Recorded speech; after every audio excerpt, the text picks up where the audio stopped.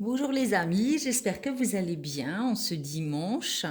Je viens de faire la guidance sentimentale générale pour les énergies du moment, mais comme mes vidéos sont atemporelles, elle pourra vous parler quand vous tomberez dessus en fait, hein, donc que ce soit demain, dans un mois, dans une semaine, je le répète jamais assez. Euh, J'avais envie d'utiliser mon oracle pour communiquer avec les défunts. J'avais envie de voir un peu si il y avait des messages à recevoir, hein, des messages à transmettre pour certaines personnes en fait hein, qui ont des défunts, enfin, des âmes qui se sont désincarnées en fait, des personnes qui se sont désincarnées et il y a peut-être des personnes qui ont besoin de recevoir des messages. Je vous présente mon obsidienne mouchetée qui me permet d'être beaucoup plus sensible et connectée aux défunts. J'espère que vous allez bien. J'ai du stylo sur mon dos, j'avais pas vu. Bon, c'est pas grave. Allez, on se concentre. Message des défunts. J'ai plein d'oracles autour de moi. Je sais pas du tout comment je vais les utiliser. Je suis pas du tout dans le contrôle de mes guidances. Vous verriez mon canapé à côté de moi. Il n'y a plus de place. Il n'y a plus de place pour s'asseoir. Il y a des oracles partout, les petits livrets. Tout est là. Comme ça, je me dis au moins si j'ai une envie. Voilà, je dois pas me lever, aller chercher mon oracle sur l'étagère dont j'ai besoin. Voilà, j'ai tout à côté de moi et je marche au feeling comme d'habitude. Je suis OP, OP, OP.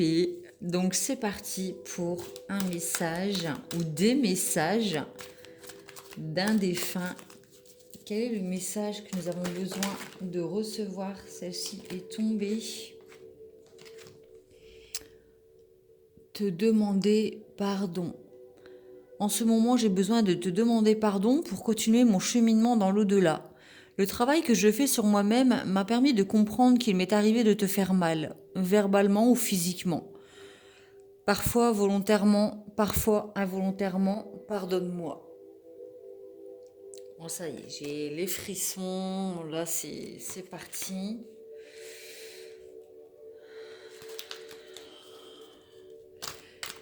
S'il y a une personne qui a quitté son enveloppe terrestre pour se désincarner, et aller poursuivre son chemin spirituel. En tout cas, bon, il vous demande pardon. Fais la paix. Ne vois-tu pas toute l'énergie que tu gaspilles en te culpabilisant ainsi? Je t'en supplie, fais la paix avec cela. Là où je suis, je comprends bien plus de choses que de mon vivant. Alors fais-moi plaisir, utilise plutôt cette énergie pour prendre soin de toi. Il y a des pardons, hein. Il y a des pardons qui sont demandés et il y a des pardons à donner, à accorder avec une personne qui est partie, qui a besoin de continuer sur son chemin, mais en étant beaucoup plus serein avec vous pour pouvoir continuer d'avancer dans l'au-delà. Sois positif. Il m'est plus facile de te parler et d'être près de toi quand tes vibrations sont positives. Souris, ouvre ton cœur, tu seras ainsi disposé à mieux vivre les signes que je t'envoie. C'est vrai que quand on perd quelqu'un, on a tendance à être triste, ce qui est normal puisque c'est la perte physique de la personne. On souffre du manque, en fait, du manque de la présence, on souffre de l'absence. Alors que cette personne, l'énergie ne disparaît pas, elle se transforme. Une âme est une énergie, donc elle ne peut pas disparaître, juste elle se transforme.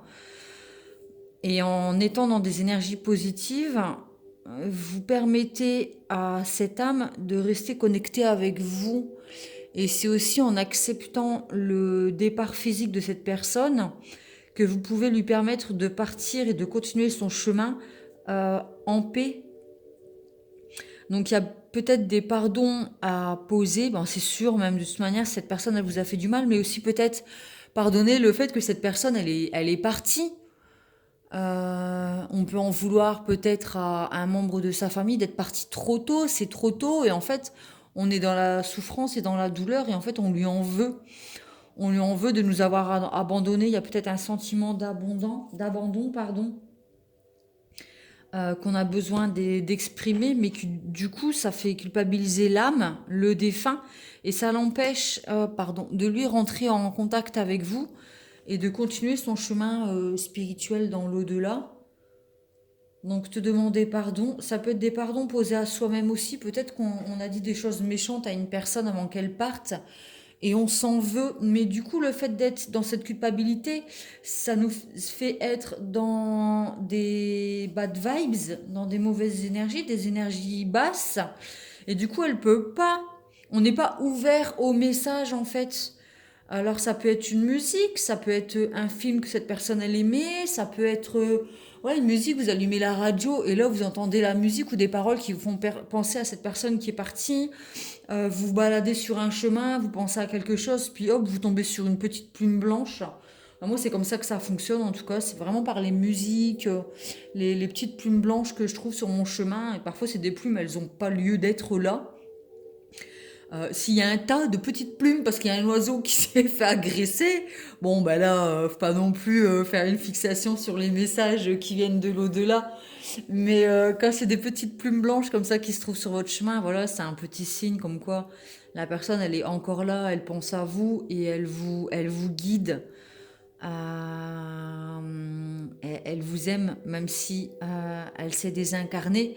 L'âme reste une énergie qui est bien présente et qui ne disparaît pas. J'avais pris, alors pour ceux qui connaissent Lise Bourbeau, j'ai eu la chance d'être tirée au sort pour la rencontrer lors d'une conférence qu'elle avait fait à Lille il y a peut-être 2 ans, je crois, 2 ans, 2 ans et demi. Et j'ai eu une de ces chances. En plus, j'avais été prévenue à 18h30, je crois. Et la conférence commençait à 20h. Donc j'avais dû aller au magasin qui donnait les places, prendre ma voiture, aller dans un magasin, dans le magasin pour aller chercher ma place, repartir sur l'île, parce que je suis près de l'île, pour aller la voir. Ça a été une opportunité offerte. J'ai eu vraiment de la chance. Et en fait, à la fin de sa conférence, il y avait un petit stand où ils vendaient toutes sortes de choses. Et il y avait, c'est pas un oracle en fait, mais c'est la guérison des 5 blessures. Là, comme j'ai un sentiment d'abandon ou de rejet ou de pardon, je vais tirer une carte pour voir ce sur quoi on a besoin de travailler. Donc il y a l'humiliation, l'injustice, euh, le rejet, enfin les 5 blessures en fait, hein. Si vous connaissez Lise Bourbeau, n'hésitez pas à vous offrir les 5 blessures de l'âme qui empêchent d'être soi-même, l'acceptation de soi, écoute ton corps. Enfin, c'est vraiment un petit bout de femme formidable avec un accent québécois. Alors, vraiment, elle est géniale, quoi. Vraiment, elle est super. Et j'ai eu énormément de chance. En plus, le tirage juste avant, ça parlait de lâcher prise. Et voilà, il faut savoir accepter les surprises de la vie, saisir sa chance. Et voilà, j'avais participé au tirage au sort hein, pour la rencontrer. Et par hasard, je suis allée voir mes mails. J'avais pas eu la notification. Je suis allée voir mes mails, je sais plus quoi. Et j'avais gagné cette place. Bon, revenons-en à nos moutons. L'abandon, voilà. On se sent abandonné par le défunt. On lui en veut de nous avoir abandonnés, hein, de sentir cette solitude. Donc il y a besoin, voilà, de pardonner ce départ, de se pardonner peut-être d'avoir fait ou dit des choses, de ne pas avoir suffisamment profité de la présence encore terrestre de cette personne. Il faut vraiment faire la paix avec ce défunt et avec soi-même pour que les énergies qui sont perpétuelles et éternelles entre les deux âmes puissent continuer vraiment de dialoguer. Alors, dialoguer, ça dépend, hein. Il y a des personnes qui ont le don d'écriture intuitive, la médiumnité. Enfin, il y a beaucoup de moyens de rentrer en communication avec les défunts si on est sensible, extrasensible, hypersensible. Mais même si on n'a pas développé ces dons, parce qu'on les a tous en fait, on a tous des dons sur lesquels on a besoin de travailler pour vraiment avancer sur notre chemin de vie. Apprenez à être plus attentif aux signes de vos guides et de vos défunts. Je vais tirer. Ah, j'ai la chair de poule. Chaque fois que je rentre en contact, de toute façon, avec ces énergies-là, j'ai toujours la chair de poule, c'est dingue. Ça m'arrive aussi quand je fais des guidances personnelles privées à des personnes et je dis ah voilà, il y a une présence, il y a quelqu'un, il y a un message, est-ce que vous acceptez que je vous transmets le message? Bon, des fois les personnes elles sont pas prêtes, mais elles finissent par dire oui parce que heureusement la curiosité parle. Et du coup, le défunt est moins peut avoir l'occasion de transmettre ses émotions et poser des pardons. Et la personne qui est restée, en fait, peut avancer grâce à ce message. Donc, comment dire, c'est un honneur, en fait, de pouvoir permettre l'échange entre les défunts et les personnes qui sont restées, qui sont encore dans leur enveloppe terrestre. J'utilise des grands mots parce que je ne vais pas dire les morts, ça fait moche. Les morts et les vivants, en sachant que notre corps, c'est juste un véhicule qui transporte l'âme. On est tous des âmes dans un corps. Et la mort, c'est juste le fait que cette âme décide de quitter ce corps, cette enveloppe, pour continuer son chemin dans l'au-delà et se réincarner selon ses choix et ses besoins.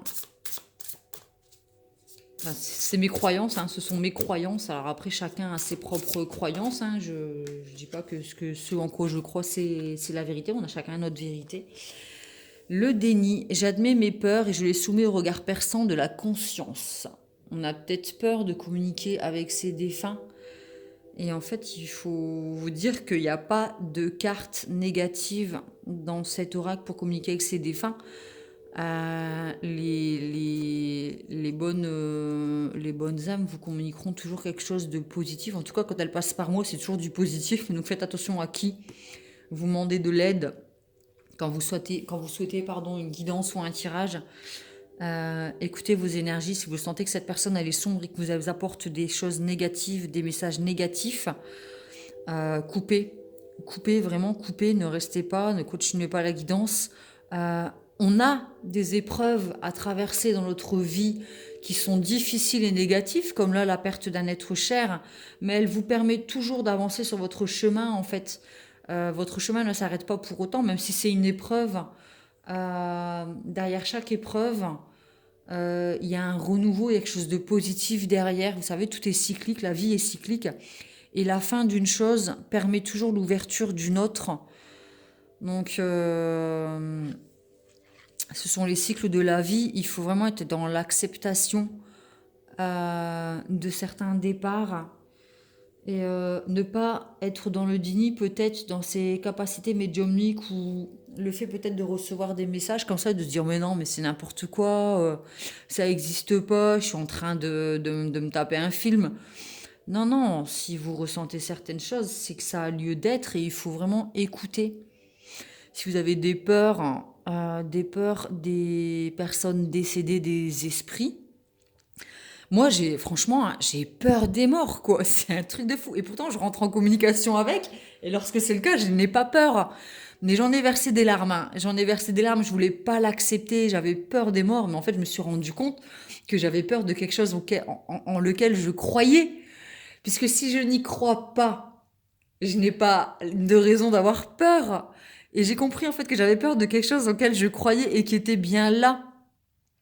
Il a fallu faire un sacré chemin sur moi-même, hein, pour accepter le fait que oui, il y a des âmes autour de nous et il y a certaines qui ont besoin de rentrer en contact pour nous aider à cheminer sur notre chemin ou nous, ben, comme là, demander pardon, faire la paix, rester positif, ne pas se sentir abandonné, ne pas être dans le déni de cette perte aussi. Il y a peut-être des personnes qui ont besoin de faire un deuil et qui n'y arrivent pas. Et là, la personne, elle vous dit, mais je ne t'abandonne pas.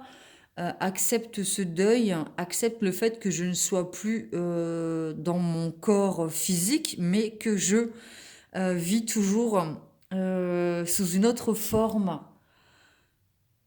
Et je vais lire la carte du déni, du coup. La carte, pardon. Le petit livret du cheminement de l'âme. Pour mettre en lumière certaines choses. Alors. Il est temps de vous ouvrir et d'être honnête avec vous-même en cet instant. Les peurs et les rancœurs enfouies ne s'en iront pas. Les choses ne feront que s'aggraver et créer la maladie. La maladie. Je vous le montre comme ça, vous voyez. Maladie. Ce n'est qu'en les faisant remonter à la surface et en les examinant à la lumière du jour avec amour et compassion que vous pourrez en finir. Certes, vous pencher à nouveau sur ces situations pourrait engendrer douleur et chagrin, mais en les refoulant, vous ne faites que leur donner davantage de pouvoir. Les graines du déni pousseront et se répandront dangereusement, à moins que vous les enleviez à la racine, que vous les examiniez et que vous vous en libériez. C'est le seul moyen de prétendre à la complétude et à la santé. Apprenez d'ores et déjà à ne pas enfouir vos émotions douloureuses, gérez-les au fur et à mesure et prenez tout le temps nécessaire pour les neutraliser sans les dissimuler. Votre âme veut vivre dans l'honnêteté et l'authenticité de l'instant présent. Ne lui faites pas barrage en plaçant des mines émotionnelles sur son chemin. Peut-être qu'on est dans le déni d'une tristesse, de la perte d'un être cher, on n'a pas envie de pleurer. Je vous conseille d'écouter la guidance d'avant. Alors c'était sentimental, mais c'est aussi relationnel, hein, c'est général, sur le lâcher prise de ses émotions, de laisser parler ses émotions. Pardon, il y a des larmes qui ont besoin de couler. Peut-être ça peut vous faire du bien d'aller voir cette guidance sentimentale. C'était lâcher prise sur ses émotions. Soyez dans l'accueil. Euh, il y a peut-être il y a peut-être des personnes qui sont dans le déni de la tristesse de la perte d'un être cher et en fait c'est pas bon parce que du coup ça reste en soi et ça ne sort pas. Il y a des larmes qui ont besoin de couler, des tristesses qui ont besoin d'être exprimées, des émotions qui ont besoin de sortir, des pardons à donner et à demander et la blessure d'abandon sur laquelle on a besoin euh, de travailler dans notre vie. Parce que si on a la blessure d'abandon qui est très ouverte en nous depuis l'enfance, tout ce qui nous arrive dans notre vie qui reflète, enfin, on a l'impression de se sentir abandonné. Ces expériences-là, donc là par exemple avec la perte d'un être cher ou peut-être quelqu'un qui nous quitte sentimentalement ou un collègue, peu importe, hein, cette sensation d'être abandonné, en fait, quand elle se répète dans notre vie, c'est parce qu'on a besoin de travailler sur cette blessure, d'où l'intérêt d'aller vous acheter ou de vous offrir, parce que c'est vraiment un cadeau ce livre, les 5 blessures de l'âme, enfin les 5 blessures qui vous empêchent d'être vous-même, les blessures de l'âme de Lise Bourbeau. Ça s'écrit comme ça, Lise Bourbeau tout simplement. Faites-vous ce cadeau. Ça vous permettra vraiment de mettre en lumière votre blessure d'abandon et de pouvoir travailler dessus et de pouvoir pardonner les personnes qui vous abandonnent parce que clairement, il y a des personnes qui abandonnent, qui laissent tomber, qui ont plus la force de se battre. Et il faut aussi savoir les pardonner et s'octroyer le droit aussi parfois d'abandonner, de baisser les bras, de faire une pause de lâcher prise sur certaines choses, justement, peut-être comme le contrôle dans la guidance d'avant. On a le droit aussi parfois de s'abandonner et d'abandonner certaines choses dans notre vie. Il faut vraiment être dans l'acceptation de ça pour guérir. Je vais tirer une carte de l'amour universel. On est à 20 minutes de guidance, donc je vous tire une carte de cet oracle pour conclure cette guidance. Elle est vraiment très très jolie. Très très belle. Hop. Âme sœur. Ouais. On a peut-être perdu un être cher qui était notre âme sœur, parce que notre âme sœur, c'est pas spécialement en relation de couple, en amour. Une âme sœur, ça peut être une maman, un papa, une sœur, un frère, un ami. C'est des âmes qui s'étaient désincarnées et qui se sont réincarnées sur Terre et qui se sont re-rencontrées sur Terre. Et il y en a une des deux qui est partie, mais ça reste votre âme sœur. C'est pas pour autant... Enfin, c'est pas seulement dans la relation de couple.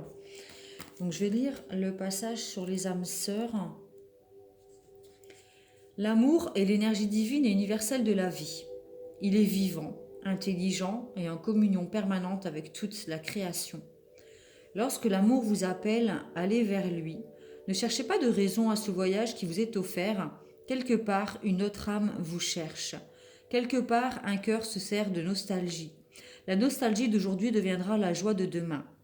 En attendant ce moment-là, sachez que vous retrouverez dans vos rêves. Si vous avez déjà rencontré votre âme sœur, cette carte vous rappelle de chérir l'être aimé et d'éprouver de la gratitude envers cet amour que vous partagez ensemble. Bon voilà, j'ai les larmes. Vraiment rester positif pour permettre la communication avec les âmes qui se sont désincarnées, mais aussi dans votre vie.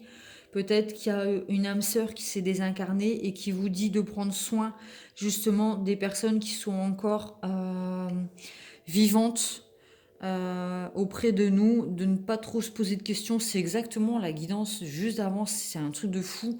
Ça parlait vraiment de lâcher prise et d'être vraiment dans l'accueil et de ne pas être dans le contrôle en fait dans nos relations. Donc voilà, si vraiment, si l'amour vous appelle, accueillez-le vraiment. Soyez vraiment dans l'accueil de l'amour parce que l'âme est amour.